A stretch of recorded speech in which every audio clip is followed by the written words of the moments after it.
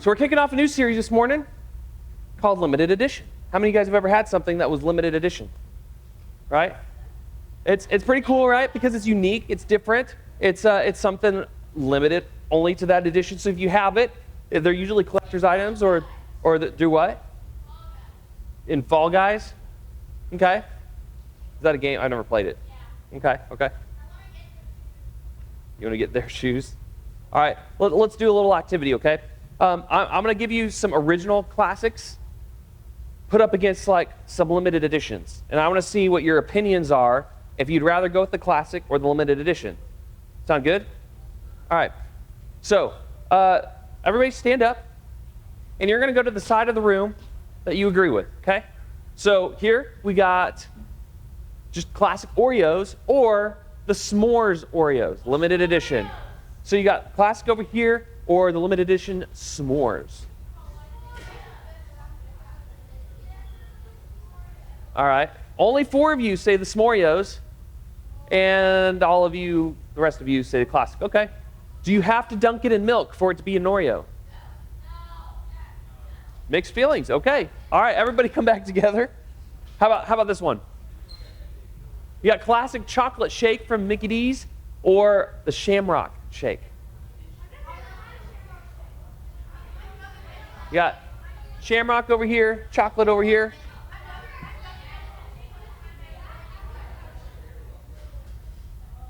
This one's a little bit more even. I would tend to lean towards chocolate myself. All right. Let's see what else we got here. So this is one of those filters that's on Snapchat, or if you have Instagram, I think they have a similar one. You got the classic like puppy dog filter, where you open your mouth and the tongue goes out, you know, or the limited edition snow filter.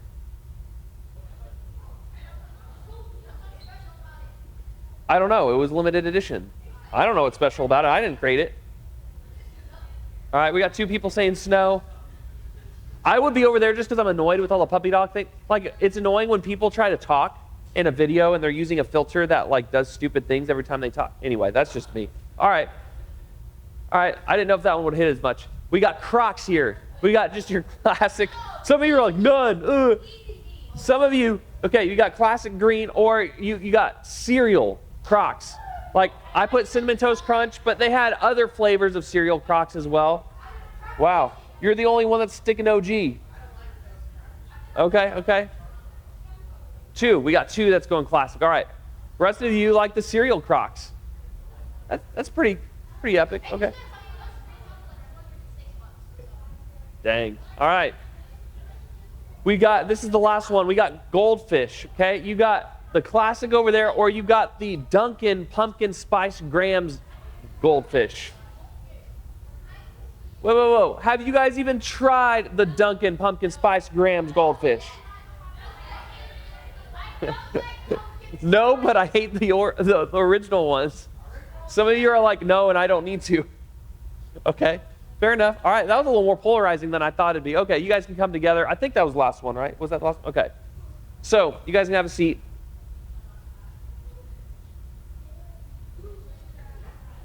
When I was in middle school, there are all kinds of limited editions that everyone raved about. But the one I remember most, I was a little older than middle school. I was probably high school. Was the chicken and waffle Lay's chips. I love the chicken and waffle Lay's chips. I'm saddened that the chicken and waffle Lay's chips are no longer a thing. That was a limited edition, but they were pretty good. Like I said earlier, they whet my appetite for the real thing. And so I am now a fan of chicken and waffles together, which originally I thought was gross, but now I think is wonderful. In fact, on Reels, I saw there's a waffle maker that is actually a waffle sandwich maker. So like you put the waffle batter in, and then you can put eggs, you can put like a whole breakfast thing, or tots, or whatever you want to do. It's definitely not healthy, but you can put stuff in it, and then you clamp it, and it's like a real thick waffle maker. So when you open it up, it's like a breakfast sandwich out of a waffle. You smother it in syrup and eat it. Oh, it looks so good. I want one. It's on my list. Anyway, not that I need it. But if you want a healthy alternative to Belgian waffles, you can do Kodiak cakes, which have lots of protein in them, and they're good. That's what you do. Okay, yeah, they're good. They have dark chocolate as well, which is pretty fantastic. I don't know if you can tell. I've been in kind of a waffle mood lately. We got a waffle maker for Christmas, and I've been trying to make waffles at any chance I get. And Chelsea's like, Zach, enough with the waffles. But I like them. I don't know. Maybe I need to go to a group or something. But anyway, there's. What'd you say? Oh, raise your hand if you think waffles are better than pancakes. That's a good one. Good one. Different thing.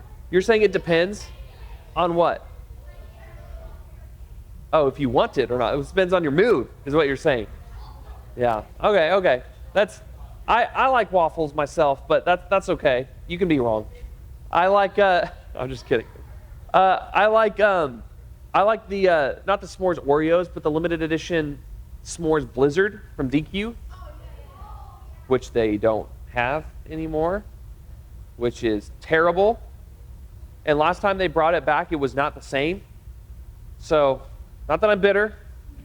It's actually helped me maintain a healthier lifestyle because I'm not going to DQ as often. But the s'mores Blizzards were pretty good. But chances are, you guys have heard this phrase before. You've heard the phrase that you are unique or that you're special, right? You guys ever heard that before? Maybe your mom told you that or something. I think moms are supposed to tell you that. And so maybe you've heard that phrase, maybe you haven't, but it's true. We're unique. We got stuff about us that makes us different from everybody else. And we're not all special in the same way. We're special in our own ways. And so that's pretty awesome. Maybe you like what makes you unique or special.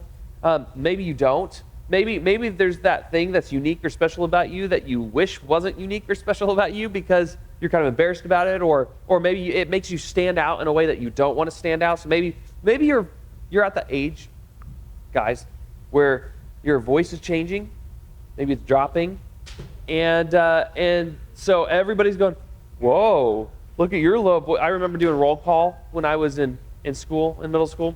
My voice changed when I was 13, when I was in 7th grade. Any of you guys in 7th grade? Okay, yeah. And so, how many of your voice has changed already? Okay. So when it does change, especially in the mornings, when you have like your groggy morning voice, it's like extra low. And so if you don't know what I'm talking about, go find Isaac Bullhorst in this building somewhere, and he has this super low voice. But like, I remember my 4th grade teacher subbed for my middle school class around this time in life. She called my name in roll call, and I was like, here. And she was like, whoa, Zach, your voice is lower. And it was one of those like, thanks. Stop pointing it out. And like everybody else was like looking and laughing, and it was awkward. But it's just what it is. Like sometimes when your voice is changing too, you unnecessarily squeak. Had this happen yet? Voice cracks?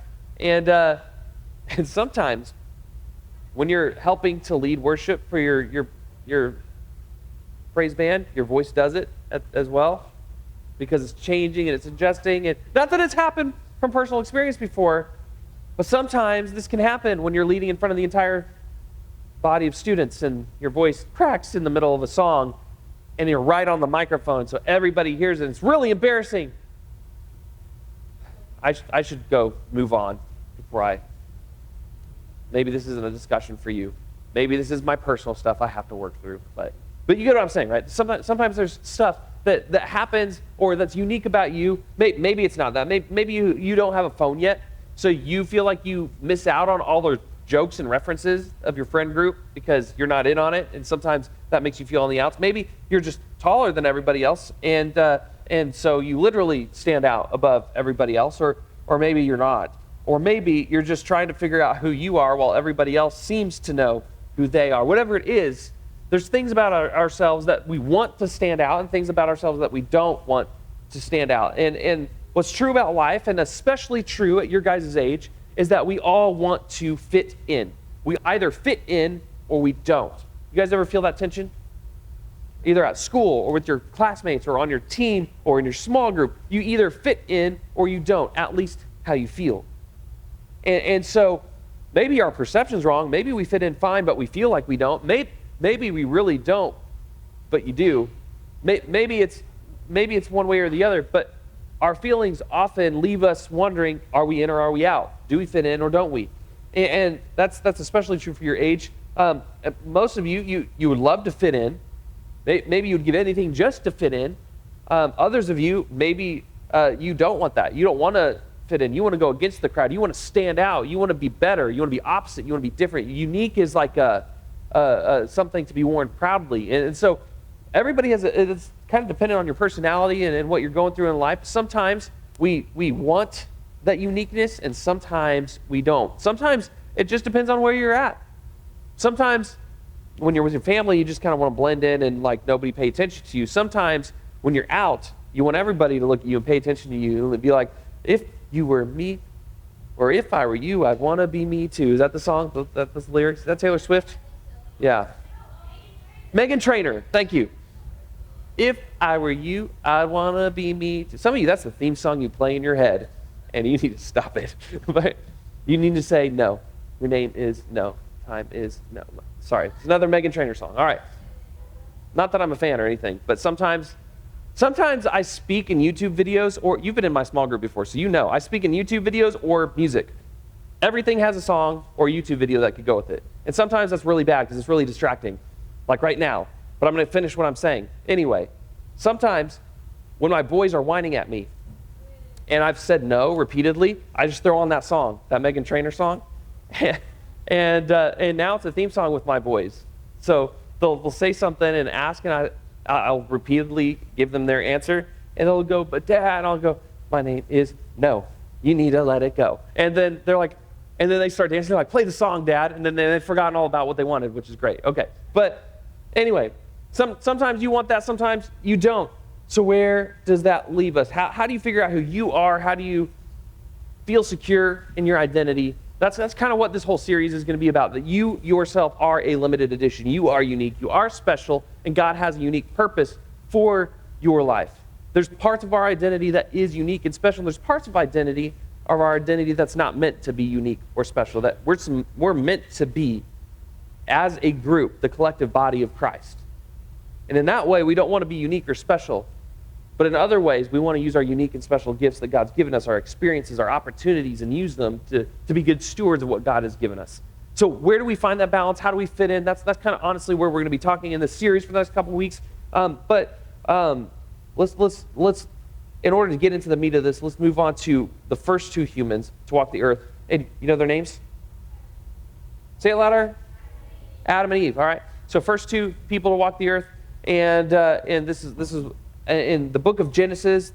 It records this account of God's creation of the universe and creation of mankind. And as he made each thing, some of you, if you've grown up in church, maybe you know this, he created each thing, like the plants and the sky and the stars and all the things. And every time he stopped and created something, he went, that's good, right? You guys know the story?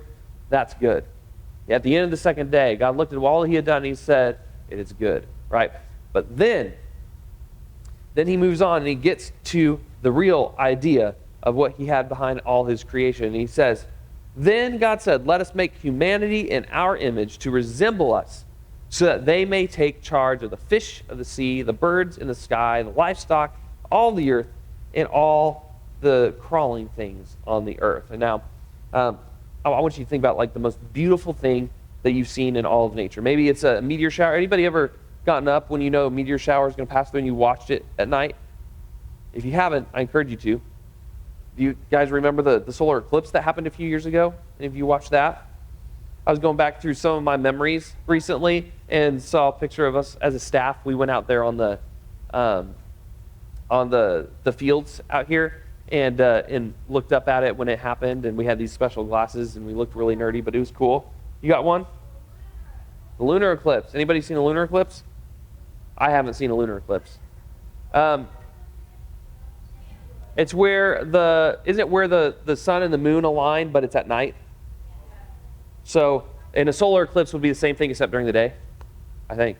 That's the difference, right? I'm not an astrologist, so I don't know. But anything else you've seen? Maybe you've been to the Grand Canyon, or somewhere where you've just been in like a cool, one of the eighth wonders of the world, maybe like the pyramids or something like that. You've been somewhere, maybe it's just at Camp Allendale and you saw the sunrise one morning or something. You saw something amazing, thought, man, God created that. And he didn't have to make it look pretty. He could have just done it and said, there's that. But he did it and then like made it look in such a way that it brings immense like pleasure for us to experience. And yet, that was only good. But he created you. And he created you in his image. He says in the next verse, God created humanity in God's own image. In the divine image, God created them, male and female. He created them. So, divine image. This is a different translation than what I usually read when we talk about this. But when God's talking about the divine image, that just means that you are made in God's likeness, the likeness of the divine. You are made with the qualities and characteristics of God. And which is pretty exciting if you think about that. If you think about it this way, I have a mom and dad that like I share my mom's ears and mouth shape, and I share my dad's like personality and affinity for coffee, right? And so there's things like people who saw me growing up, who knew my parents, that they'd be like, whoa, you looked exactly like your dad when you said that just now. Any of your parents ever said that to you? Like, wow, that you just look like your mom, right? There's certain tendencies, even if you're adopted or you're not with blood relatives growing up, there's something that happens when we grow up with people. We take on their characteristics, their phrases, their ways of saying things. That, like, there's even psychology that's been done on this, to where like sometimes the way you say things, the way you shape your mouth, maybe your physical features don't look like mom or dad, but the way you say them and the shape them make you look like them. And so there's something that happens there, and it's crazy. Like, that's you taking on the likeness of the people who raise you. And so the same is true when God's talking about let's make mankind in our own image. Like, when you're made in the image of God, you're taking on God's likeness, his characteristics. You're bearing his image, which is pretty incredible to think about it. It's pretty incredible to think about our capacity when we think about it in those terms. And so it's great. God saw everything he had made, and it was, I like the way this translation says it, supremely good. All right? In NIV and other translations, it usually says he saw it and it was very good. But I like this. It says supremely good, right? Extremely good, supreme, gooder than all the goods, right? That's you. That's mankind, right? That's not just Adam and Eve. That's all of us as the human race. Supremely good in God's image. In other words, what you could say is that we are a limited edition. You and I are a limited edition. We're not like anything else. We don't think like any other creature on the earth. We have capabilities beyond any other creature on the earth. You think about all the wild animals. Like, you go to a zoo and you see like some of the most vicious predators that exist in nature, yet we can control them and have make them captive to us. Like, we are the supreme beings on the earth. We may not be the biggest mammal. We may not be the strongest or the most deadly as far as our physical features, but this makes us more powerful than any other being on the earth. And God created us with his likeness to take charge of the birds of the air, the fish in the sea, and all the things that crawl on the earth. He created us in his image, which is supremely good. We are a limited edition. So I think that's something to celebrate, right? And some of us, we almost need to convince ourselves that this is true, because we have our own self-talk that tells us that we're not good enough, that tells us we're special in all the wrong ways, that tells us we're not good. But God says otherwise. His word says otherwise. And maybe for you, in order to even begin to shape your identity around anything else in life, because there's lots of things that make up your identity. There's your sports, your hobbies, your personality, your interests, the things that you're good at. There's all kinds of things that make up your identity in this life. But all of that should be shaped around what God says ultimately. And if it's not, all the other little things that make up our identity, if any of those become too big, or focused on more than any of the others, they will leave us unsatisfied. We can pursue them our whole lives and still wonder, what am I supposed to be doing? Like, who am I? But if our identity and all those other things are submitted to the reality that we are a limited edition created in God's image for his purposes, and everything else conforms to that, it sets everything else right. It sets everything else straight. It allows us to have peace with unanswered questions even. But our first and primary identity has to be that we are made in the image of God. And so remember that as God's creations, we are a limited edition. That alone gives us value. So the next time you're struggling to remember the way that you are a limited edition, I want you to think about these 4 things. 1, replace your thoughts with the truth of Scripture. You can reread those verses to start. It's Genesis 1, 26 through 27, right? Reread those. Read in God's Word. Soak it in and recognize who you are based on that before anything else. Secondly, reach out to a trusted friend or adult who can help encourage you and remind you about who you actually are and where your value is. 3, talk to God about your feelings. Ask him to believe, to help you believe the truth about yourself. Right? You don't have to do this on your own. You got people around you, and you got the Creator whose image you're made in that is with you. So number 4, write, I am a limited edition, somewhere that you can see it often. Sometimes we just need that reminder. Write it on a sticky note somewhere on your nightstand, or take a dry erase marker and write it on your mirror so you can see it there. Remember who you are and whose you are. Write it in places that you'll remember it and be reminded of that truth. So, as you guys get ready to go to your small groups to finish out this discussion, how might knowing humans are a limited edition make you value people differently, yourself and others? I want you to think about that question. I'm going to pray. You'll go to your small groups, and then we'll be done for the morning.